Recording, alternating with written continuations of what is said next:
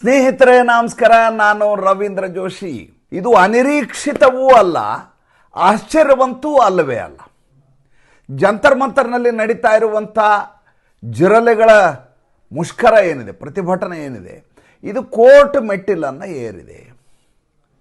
ರಾಕೇಶ್ ಕುಮಾರ್ ಎನ್ನುವಂಥ ಒಬ್ಬ ವಕೀಲ ಸೋನಂ ವಾಂಗ್ಚುಕ್ ಅವರ ಉಪವಾಸ ಸತ್ಯಾಗ್ರಹವನ್ನು ನಿಲ್ಲಿಸುವಂತೆ ಸರ್ಕಾರಕ್ಕೆ ನಿರ್ದೇಶನ ನೀಡಬೇಕು ಅಂತ ದಿಲ್ಲಿ ಹೈಕೋರ್ಟ್ಗೆ ಮೊರೆ ಹೋಗಿದ್ದಾರೆ. ಡಿವಿಷನ್ ಬೆಂಚು, ವಿಭಾಗೀಯ ಪೀಠ, ಆನರೇಬಲ್ ಚೀಫ್ ಜಸ್ಟಿಸ್ ಆದಂಥ ದೇವೇಂದ್ರ ಕುಮಾರ್ ಉಪಾಧ್ಯಾಯ್ ಮತ್ತು ಆನರೇಬಲ್ ಜಸ್ಟಿಸ್ ತೇಜಸ್ ಕಜಾರಿ ಅವರ ಬೆಂಚಿಗೆ ಬಂದಂಥ ವಿಚಾರಣೆ ಇದು. ಅವ್ರು ಹೇಳ್ತಾರೆ, ಕಳೆದ 18 ದಿನಗಳಿಂದ ಸೋನಂ ವಾಂಗ್ಚುಕ್ ಅವರು ಉಪವಾಸ ಮಾಡ್ತಾ ಇದ್ದಾರೆ. ಸರ್ಕಾರ ಈವರೆಗೂ ಮಧ್ಯಪ್ರವೇಶ ಮಾಡಿಲ್ಲ. ಅವರು 12 ದಿವಸ ಇದೇ ರೀತಿ ಬಿಟ್ಟರೆ ಸತ್ತೋಗ್ಬಿಡ್ತಾರೆ. ಅವರು ಸಾಯಬಾರದು ಅಂದರೆ ಅವರಿಗೆ ಬೇಕಾದಂಥ ವೈದ್ಯಕೀಯ ಸೌಲಭ್ಯವನ್ನು ಕೊಡಬೇಕು, ಅವರಿಗೆ ಅಗತ್ಯವಿರುವಂಥ ಪೋಷಕಾಂಶಗಳನ್ನು ಸೇವಿಸುವಂಥ ದ್ರವ ಪದಾರ್ಥಗಳನ್ನು ಕೊಡಲಿಕ್ಕೆ ವ್ಯವಸ್ಥೆ ಮಾಡಬೇಕು. ಹೀಗಾಗಿ ತುರ್ತು ವಿಚಾರಣೆ ಮಾಡಬೇಕು. Devendra Kumar Upadhyay chief justice Delhi high court ಅವ್ರು ಹೇಳ್ತಾರೆ, ಭಾಳ ತುರ್ತಾಗಿ ಅದು ವಿಚಾರಣೆ ಮಾಡಬೇಕಾದ ಅಗತ್ಯತೆ ಇದೆ. ಯಾಕೆಂದರೆ ಭಾಳ ಗಂಭೀರವಾದ ವಿಚಾರ. ನೀವು ನೋಡಿದರೆ 2 ದಿವಸದಲ್ಲಿ ಸಾಯ್ತಾರೆ ಅಂತ ಬೇರೆ ಹೇಳಿದಿರಿ. ಆದ್ದರಿಂದ ನಾಳೆನೇ ವಿಚಾರಣೆ ತಗೊಳ್ಳೋಣ ಅಂತ ನಿನ್ನೆ ಅವರು ಕೋರ್ಟಲ್ಲಿ ಆದೇಶ ಮಾಡಿದರು. ಇವತ್ತು ವಿಚಾರಣೆಗೆ ಬರುತ್ತೆ ಪ್ರಕರಣ.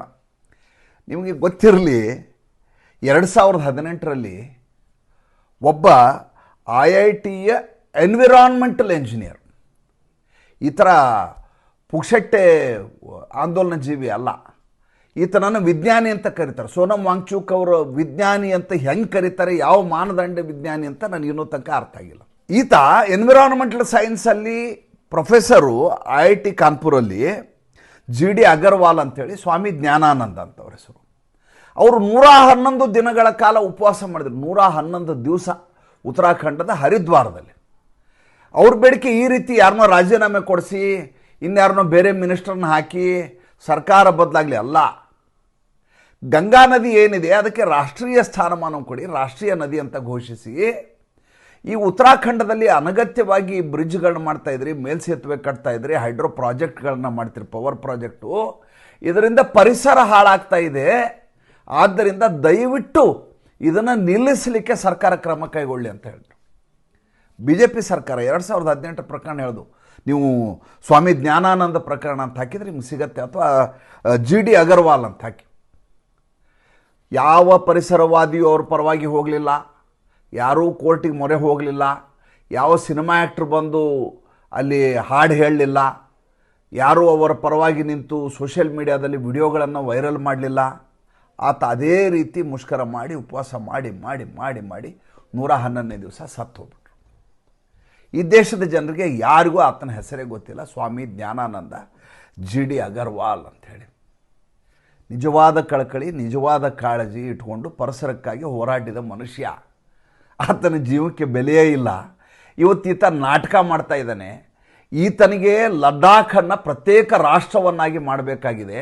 ಜನಮತ ಸಂಗ್ರಹ ಮಾಡಿ ಅಂತ ಈತನ ಹೋರಾಟ ನಡೀತಾ ಇದೆ. ಯಾವ ಕಾಶ್ಮೀರದ ಕಡಿಮೆ ಸಂಪೂರ್ಣವಾಗಿ ಶಾಂತವಾಗಿತ್ತೋ ಅದನ್ನು ತ್ವೇಷಮಯಗೊಳಿಸಿದ, ಪ್ರಕ್ಷುಬ್ಧಗೊಳಿಸಿದ, ಉದ್ವಿಗ್ನಗೊಳಿಸಿದಂಥ ಅಪಶ್ರೇಯಸ್ಸು ಈತನ ಮೇಲಿದೆ. ಈತನಿಗೆ ಮೆಡಿಕಲ್ ಫೆಸಿಲಿಟಿ ಕೊಡಬೇಕಂತೆ. ನೋಡಿ, ದಿಲ್ಲಿ ಪೊಲೀಸರು ಒಂದು ಆಂಬ್ಯುಲೆನ್ಸನ್ನು ಹೊರಗಡೆ ನಿಲ್ಲಿಸಿದ್ದಾರೆ ದಿಲ್ಲಿ ಜಂತರ್ ಮಂತರ್ನಲ್ಲಿ.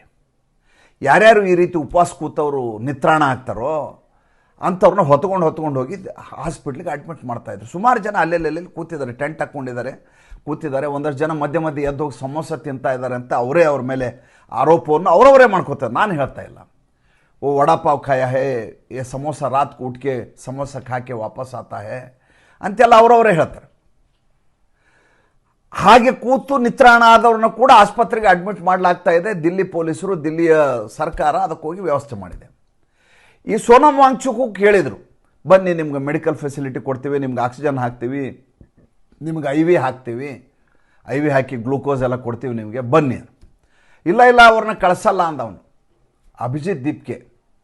ನೀನು ಉಪವಾಸ ಕೂತ್ಕೊಂಡ್ರೆ ಅವ್ನು ಹೇಳಿದ್ದೇನು ಗೊತ್ತಾ, ನಾನು ಉಪವಾಸ ಕೂತ್ಕೊಂಡು ಏನು ಮಾಡಲಿ, ನನಗೆ ಒಂದೊತ್ತು ಊಟ ಮಾಡಲ್ಲ, ನನಗೆ ಮೈಗ್ರೇನ್ ಬರುತ್ತೆ ಅಂತ ಹೇಳ್ದ. ಅವ್ನು ಮೈಗ್ರೇನ್ ಬರುತ್ತಂತೆ, ಆದ್ದರಿಂದ ಆತ ಉಪವಾಸ ಕೂತ್ಕೊಳ್ಳೋದಂತೆ. ನಾನು ಉಪವಾಸ ಕೂತ್ಕೊಂಡ್ಬಿಟ್ರೆ ಹೆಂಗೆ ಅಂತ ನಾವು, ಬೇರೆದವ್ರು ಸಾಯಬಹುದು, ನಾವು ಸಾಯೋದಿಲ್ಲ ಅಂತ. ಈಗ ಒಂದು ವೇಳೆ ಸೋನಮ್ ವಾಂಗ್ಚುಕ್ರನ್ನು ಹೊತ್ಕೊಂಡು ಹೋಗಿ ಆಸ್ಪತ್ರೆಗೆ ಅಡ್ಮಿಟ್ ಮಾಡಿದ್ರು ಅಂತ ತಿಳ್ಕೊಳ್ಳಿ. ಈಗ ಆಲ್ರೆಡಿ ಅವ್ರಿಗೆ ಮೆಡಿಕಲ್ ಫೆಸಿಲಿಟಿ ಕೊಡಲಾಗ್ತಾ ಇದೆ. ಡಾಕ್ಟರ್ ಲಾಂಬಾ ಅಂತೇಳಿ ಅವ್ರು ನೋಡ್ಕೋತಾರೆ, ಡಾಕ್ಟರ್ ಸತೀಶ್ ಲಾಂಬಾ ಅನ್ನೋರು ಇವ್ರು ನೋಡ್ಕೋತಾ ಇದ್ದಾರೆ. ಇವ್ರ ಮೆಡಿಕಲ್ ಪ್ಯಾರಾಮೀಟರ್ಸ್ ನೋಡಿದೆ ನಾನು. ಇವ್ರದ್ದು ಸಕ್ಕರೆ ಪ್ರಮಾಣ ಎಷ್ಟಿದೆ ಗ್ಲೂಕೋಸ್ ಚೆಕ್ ಮಾಡಿ. 80 mg/dl ಇದೆ, 80 ಇದೆ. 18 ದಿವಸ ಉಪವಾಸ ಇದ್ದ ಮನುಷ್ಯನಿಗೆ ಅದು ಎಷ್ಟು ಹಂಗೆ ಬಂತು ಅಂತ ನಂದು ಮೂಲ ಪ್ರಶ್ನೆ. ಡಾಕ್ಟರ್ ಇದಕ್ಕೆ ಉತ್ತರ ಹೇಳಬೇಕು, ನನಗೆ ಅದರಲ್ಲಿ ಹೆಚ್ಚು ಮಾಹಿತಿ ಇಲ್ಲ. ಇದು 105/76 ಇದೆ ಬಿ ಪಿ, ರಕ್ತದೊತ್ತಡ 105/70, 120/80 ಇರಬೇಕು ಅಂತ ಈಗ ಹೇಳ್ತಾರೆ. ಮುಂಚೆ 130/90ವರೆಗೂ ಇರಬಹುದು ಅಂತ ಮುಂಚೆ ಹೇಳ್ತಿದ್ರು. ಈಗ ಅದನ್ನು ಕಡಿಮೆ ಮಾಡಿದ್ದಾರೆ, 120/80 ಮಾಡಿದ್ದಾರೆ. ಅದು 105/76 ಇದೆ. ಅಂದರೆ ತೀರಾ ಏನು ಸರ್, ನಾಳೆ ಇವ್ರು ಹೇಳೋ ಹಾಗೆ 48 ಗಂಟೆಗಳ ಸತ್ತು ಹೋಗುವಂಥ ರೀಡಿಂಗ್ ಇದೆ ಅಲ್ಲ. ಅವು ವಿಷಯ ಅದಲ್ಲ. ವಿಷಯ ಇದನ್ನೆಲ್ಲ ಇಟ್ಟುಕೊಂಡು ರಾಜಕೀಯ ಮಾಡುವಂಥ ಪ್ರಯತ್ನ ನಡೀತಾ ಇದೆಯಲ್ಲ. ಒಂದು ಸಣ್ಣ ವಿಡಿಯೋ ತೋರಿಸ್ತೇನೆ ನೋಡಿ. ಈಕೆ ಕೂಡ ಮಾತಾಡ್ಬಿಟ್ರು, ಈ ವಿಡಿಯೋ ನೋಡಿ. जंतर मंतर जाएगी, मैं जंतर मंतर जाऊंगी और अपने हाथ से उनका फांस खुलवाऊंगी। क्या बात है? नींबू पानी, मैं नींबू पानी पिलाऊंगी, आम रस भी पिलाऊंगी, मौसम्बी जूस भी पिलाऊंगी। ಈಕೆ ರಾಖಿ ಸಾವಂತ್ ಅಂತ ಹೇಳಿ ಐಟಮ್ ಡ್ಯಾನ್ಸರು. ಈಕೆ ಬಗ್ಗೆ ನಿಮಗೆಲ್ಲ ಗೊತ್ತಿದೆ, ಮತ್ತೆ ನಾನು ಅದನ್ನ ಎಕ್ಸ್ಪ್ಲೇನ್ ಮಾಡಬೇಕಲ್ಲ. ಈಕೆ ಕೂಡ ಸೋನಮ್ ವಾಂಗ್ಚುಕ್ ವಿಷಯವನ್ನು ಬಳಸಿಕೊಂಡು ರಾಜಕೀಯ ಶುರು ಮಾಡ್ಯಾರ. ಅರವಿಂದ್ ಕೇಜ್ರಿವಾಲ್ ಇವತ್ತು ಬರ್ತಾ ಇದ್ದಾರೆ ಇವರಿಗೆ ನಿಂಬು ಪಾನಿ ಕೊಡಿಸ್ಲಿಕ್ಕೆ. ಈಗಾಗಲೇ ಇವ್ರ ಜೊತೆ ಇದ್ದವರೆಲ್ಲ ಅತೀಶ್ ಮರ್ಲೆನಾಂದ ಹಿಡಿದು ಸಂಜಯ್ ಸಿಂಗ್ವರೆಗೂ ಎಲ್ಲರೂ ಬಂದು ಹೋಗಿ ಆಗೋಯ್ತು. ಬರಲಾರ್ದವ್ರು ಯಾರು ಉಳಿದಿಲ್ಲ. ಪ್ರಕಾಶ್ ರಾಜ್ ಕೂಡ ಹೋಗಿ ಬಂದ, ಅಲ್ಲಿಗೆ ಹೋಗಿ ಭಾಷಣ ಬೇರೆ ಮಾಡ್ದಾನು. ಎಲ್ಲೆಲ್ಲಿ ಮೋದಿಯ ವಿರುದ್ಧ ಷಡ್ಯಂತ್ರ ನಡೆಯುತ್ತೋ, ಕುತಂತ್ರ ನಡೆಯುತ್ತೋ, ಪಿತೂರಿ ನಡೆಯುತ್ತೋ ಅಲ್ಲಿ ಮೊದಲು ಹೋಗೋದೇ ಪ್ರಕಾಶ್ ರಾಜ್. ಅವ ಆದಮೇಲೆ ಉಳಿದವರು. ಸ್ವರಾ ಭಾಸ್ಕರ್ ಬಂದು ನಿನ್ನೆ. ಸ್ವರಾ ಭಾಸ್ಕರ್ಗೆ ಬಿಸ್ನೆಸ್ ಕ್ಲಾಸ್ ಟಿಕೆಟ್ ಕೊಟ್ಟು ಕರೆಸ್ಬೇಕು, ಸುಮ್ಮನೆ ಬರೋದಿಲ್ಲ. ಇವರೆಲ್ಲ ಹೇಳಿಕೆಗಳನ್ನು ಪುಕ್ಷಟ್ಟೆ ಕೊಡೋದಿಲ್ಲ, ಅವ್ರಿಗೆ ಪೇಮೆಂಟ್ ಕೊಡಬೇಕು. ಪೇಮೆಂಟ್ ಕೊಟ್ಟರೆ ಮಾತ್ರ ಇವರು ವಿಡಿಯೋ ಮಾಡಿ ಹಾಕ್ತಾರೆ. ಇವತ್ತು ಇಡೀ ಎಡಚರ ಬಳಗ ಏನಿದೆ ಅದೆಲ್ಲವೂ ಕೂಡ ಬರುವ 20ನೇ ತಾರೀಕಿನ ಸಂಸತ್ ಅಧಿವೇಶನಕ್ಕಾಗಿ ಹೇಗೆ ಅದಕ್ಕೆ ತೊಂದರೆ ಒಡ್ಡಬೇಕು ಅನ್ನುವಂಥ ತಯಾರಿ ಮಾಡ್ತಾ ಇದೆ. ಆಮೇಲೆ ಇವ್ರು ಹೇಳ್ತಾರೆ ಏನಂತ, ನಾವು ಮಹಿಳೆಯರನ್ನು ಮುಂದೆ ಬಿಡ್ತೀವಿ, ಅದಾದಮೇಲೆ ದಿವ್ಯಾಂಗರನ್ನು ಬಿಡ್ತೀವಿ. ಅಂದರೆ ಅಂಗವಿಕಲರು, ಬುದ್ಧಿಮಾಂತರು ಅಂಥವ್ರನ್ನ ಮುಂದೆ ಬಿಡ್ತಾರಂತೆ, ಅದು ಹೆಣ್ಮಕ್ಳು ಬಿಡ್ತಾರೆ. ಅದು ಹೆಂಗೆ ಲಾಠಿ ಚಾರ್ಜ್ ಮಾಡ್ತೀವಿ ನೋಡ್ತೀವಿ. ಶಾಹೀನ್ ಬಾಗ್ನಲ್ಲೂ ಇದೇ ಮಾಡಿದ್ದು.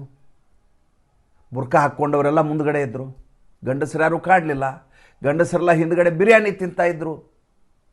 ಹೆಂಗಸರಿಗೆ ಪರ್ ಡೇ 500-500 ರೂಪಾಯಿ ಕೊಡ್ತಾ ಇದ್ದಾರೆ ಅಂತ ಬುರ್ಕಾ ಹಾಕ್ಕೊಂಡವ್ರು 3 ಜನ ಹೇಳಿದರು, ಸ್ಟೇಟ್ಮೆಂಟ್ ಕೊಟ್ಟರು. ಶಾಮ್ को जाने का वक्त हम 500-500 रुपये दे देते हैं, लेके चले जाती हैं हमें अंदर, लेके चले जाती हैं हमें। कहाँ जाती तुम्हें?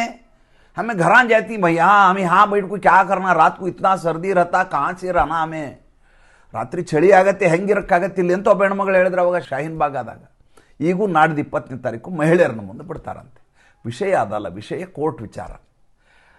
ನಾನು ಹೇಳೋದು, ಕೋರ್ಟ್ ಮಧ್ಯಪ್ರವೇಶ ಯಾವಾಗ ಮಾಡುತ್ತೆ ಅಂತಂದರೆ, ಇದೇ ರೀತಿ ಕೇಸ್ ಯಾರೊಬ್ಬರು ಅಪ್ಲಿಕೇಶನ್ ಹಾಕಿದ್ದಾರೆ, ವಿಚಾರಣೆ ಮಾಡ್ತಾ ಇದ್ದಾರೆ. ಅಭಿಜಿತ್ ದೀಪ್ಗೆ ಸಮಸ್ಯೆ ಬೇರೆ. ಒಂದು ವೇಳೆ ಈತನನ್ನು ಎತ್ತಾಕೊಂಡು ಹೋಗಿ ಸೋನಮ್ ವಾಂಗ್ಚುಕ್ನನ್ನು ಆಸ್ಪತ್ರೆಗೆ ಅಡ್ಮಿಟ್ ಮಾಡಿಬಿಟ್ರೆ ಇಲ್ಲಿ ರಿಪೇರಿ ಆಗೋದಿಲ್ಲ ಇದು ಬಾಡಿ ಅಂತ, ಇಲ್ಲಿ ಕುತ್ಕೊಳ್ಳೋರು ಯಾರು? ಆಲ್ಟರ್ನೇಟಿವ್ ಯಾರು? ಅಭಿಜಿತ್ ದೀಪ್ಗೆ ನೀವು ಕೂಡು ಅಂದ್ರೆ ಕೂಡಲ್ಲ, ದಹಿಯಾ ಕೂಡಲ್ಲ, ಇವ್ರು ಯಾರು ಕೂಡಲ್ಲ. ಮುಂದೆ ಹೆಂಗೆ? ಅದಕ್ಕೆ ಇವ್ರು ಕಳಿಸ್ಲಿಕ್ಕೆ ತಯಾರಿಲ್ಲ. ನೈ ಹಮೆ ಮೆಡಿಕಲ್ ಫೆಸಿಲಿಟಿ ನೈ ದೇತೆ, ಇದರ ಹಾಕಿದ್ದೇಕೆ ಚಲೆ ಜಾವ್ ತುಂಬ. ಒಂದು ಅದ್ಭುತವಾದ ಮಾತಿದೆ ಹಿಂದಿನಲ್ಲಿ. ಈ ಮೂಗಿಗೆ 2 ಹಳ್ಳಿ ಒಳಗಡೆ ಪೈಪ್ ಹಾಕ್ತಾರೆ. ಯಾವಾಗಲೂ ದೇಶ ವಿರೋಧಿಗಳನ್ನ, ಶತ್ರುಗಳನ್ನ ಸಾಯಿಸಬಾರ್ದಂತೆ. ಅವರು ಚಡಪಡಿಸ್ಬೇಕು, ಒದ್ದಾಡಬೇಕು, ವಿಲಿ ವಿಲಿ ವಿಲಿ ವಿಲಿ ಒದ್ದಾಡಬೇಕು. ऑक्सीजन तुम्हें नहीं मराएगा, लिक्विड जो जा रहा है वो तुम्हें बचा नहीं सकता है. ಆಕ್ಸಿಜನ್ ಇದೆಲ್ಲ ನೀನು ಸಾಯಿಸ್ಲಿಕ್ಕೆ ಬಿಡಲ್ಲ, ನೀನು ಸಾಯಿಸಲ್ಲ. ಅದು ಲಿಕ್ವಿಡ್ ಫುಡ್ ಹೋಗ್ತಾ ಇದೆ, ಅದು ನೀನು ಬದುಕಕ್ಕೆ ಬಿಡಲ್ಲ. ನಿತ್ರಾಣ ಆಗಿ, ಹೆಣ ಆಗಿ, ಜೀವಚ್ಛವವಾಗಿ ಉಳ್ಕೋತೀಯ. ಆ ಸ್ಥಿತಿಗೆ ಸೋನಮ್ ವಾಂಗ್ಚುಕ್ ಬರ್ತಾರೆ 2 ದಿವಸದಲ್ಲಿ. ಸೋನಮ್ ವಾಂಗ್ಚುಕ್ ಈ ರೀತಿ ಚಡಪಡಿಸಬೇಕು. ದೇಶ ವಿರೋಧಿ ಆಲೋಚನೆ ನೋಡಿ. ಈ ದೇಶದಲ್ಲಿ ಕಾಶ್ಮೀರದಲ್ಲಿ ಪ್ರಧಾನಮಂತ್ರಿ ಇದ್ದರು 4 ಜನ, ನಿಮ್ಗೆ ಹೇಳಿದೆ ನಾ ಹಿಂದೆ. ಬಾಂಗ್ಲಾದಲ್ಲಿ 4 ಜನ, ಬಂಗಾಲದಲ್ಲಿ, ಬಾಂಗ್ಲಾದೇಶ ಆಗೋಕ್ಕಿಂತ ಮುಂಚೆ ಕಾಶ್ಮೀರದಲ್ಲಿ ಕೂಡ ಪ್ರಧಾನಿ ಇದ್ದರು. ನಮ್ಮ ದೇಶದಲ್ಲಿಯೇ 2 ಪ್ರಧಾನ್ 2 ವಿಧಾನ್ 2 ನಿಶಾನ್ ಅಂತಿದ್ದದ್ದು ಕಾಶ್ಮೀರದಲ್ಲಿ. ಅದಕ್ಕೆ ತಾನೇ ಪಾಪ ಹೋರಾಟ ಮಾಡಿದ್ದವರು, ಮಾಡಿ ಹೋದರು ಪಾಪ. ಏನು ಮಾಡ್ತಾರೆ ಹೇಳಿ? ನಮ್ಮ ಪರಿಸ್ಥಿತಿ ಹೆಂಗಿದೆ ಅಂದರೆ, ಶ್ಯಾಮಾ ಪ್ರಸಾದ್ ಮುಖರ್ಜಿ ಅವರು ಚಳಿಜಾರ ಬಂದು ಸತ್ತೋದ್ರು ಅಂತ ಸುಳ್ಳು ಹೇಳ್ಬಿಟ್ರು ಅವ್ರ ಮೇಲೆ. ಪಿತೂರಿ ಮಾಡಿ ಅವನ್ನ ಸಾಯಿಸಿರೋದು ಒಂದು ಕಾಲಕ್ಕೆ. ದೋ ಪ್ರಧಾನ್, ಇಲ್ಲೊಬ್ಬ ಪ್ರಧಾನಿ ಅಲ್ಲೊಬ್ಬ ಪ್ರಧಾನಿ. ಹೇಗೆ ಬಾಂಗ್ಲಾದೇಶದಲ್ಲಿ ಪ್ರಧಾನಿಗಳಿದ್ರು, ಹೇಗೆ ಕಾಶ್ಮೀರದಲ್ಲಿ ಪ್ರಧಾನಿ ಇದ್ರು, ಹಾಗೆ ಲಡಾಖ್ನಲ್ಲಿಯೂ ಅದೇ ರೀತಿ ಆಗಬೇಕು ಅಂತ ಆಶಿಸುವ ಸೋನಮ್ ವಾಂಗ್ಚುಕ್. ಅಷ್ಟೇ ಅಲ್ಲ, ಆತನ ಇನ್ನೊಂದು ಹೇಳಿಕೆ ಇದೆ, ಬೇಕಾದ್ರೆ ವಿಡಿಯೋ ಕೊಡ್ತೇನೆ ನಾನು ನಿಮಗೆ. ಆತ ಹೇಳ್ತಾನೆ, ಇಷ್ಟು ದಿವಸ ಚೈನಾದವ್ರು ಒಳಗೆ ನುಗ್ತೀರಿ ಅಂತಂದರೆ ನಾವು ಲಡಾಖ್ ಜನ ವಿರೋಧಿಸ್ತಾ ಇದ್ವಿ, ಈಗ ಭಾರತ ದೇಶ ಬಂದು ದಂಡೆತ್ತಿ ಬರ್ತೀವಿ ಅಂದರೆ ಒಳಗೆ ಹೋಗಿ ಅಂತ ನಾವೇ ಬಿಡ್ತೀವಿ ಲಡಾಖ್ ಜನ ಅಂತ ಹೇಳ್ತಾನೆ. ಅಂಥ ದೇಶ ವಿರೋಧಿ ಆತನಿಗೆ ಮೆಡಿಕಲ್ ಫೆಸಿಲಿಟಿ ಕೊಡಿ, ಆತನನ್ನು ಬದುಕಿಸ್ಕೊಳ್ಳಿ, ಈ ದೇಶದ ಆಸ್ತಿ ಅವನು ಅಂತ ನಮ್ಮಲ್ಲಿ ವಾದ ಮಂಡನೆ ಆಗತ್ತೆ. ಏನಂತ ಹೇಳೋಣ, ನಂಗೆ ದಯವಿಟ್ಟು ಹೇಳಿ. ಮತ್ತು ಮುಂದಿನ ಸಂಚಿಕೆಯಲ್ಲಿ ಹೊಸ ವಿಷಯದೊಂದಿಗೆ ಬರ್ತೀನಿ. ಸಂಚಿಕೆ ಇಷ್ಟ ಆದರೆ ಲೈಕ್ ಮಾಡಿ, ಫಾಲೋ ಮಾಡಿ, ಶೇರ್ ಮಾಡಿ. ನಮ್ಮ ಮುಕ್ತ ಪತ್ರಿಕೋದ್ಯಮಕ್ಕೆ ಆರ್ಥಿಕವಾಗಿ ಬೆಂಗಾವಲಾಗಿ. ನಮಸ್ಕಾರ.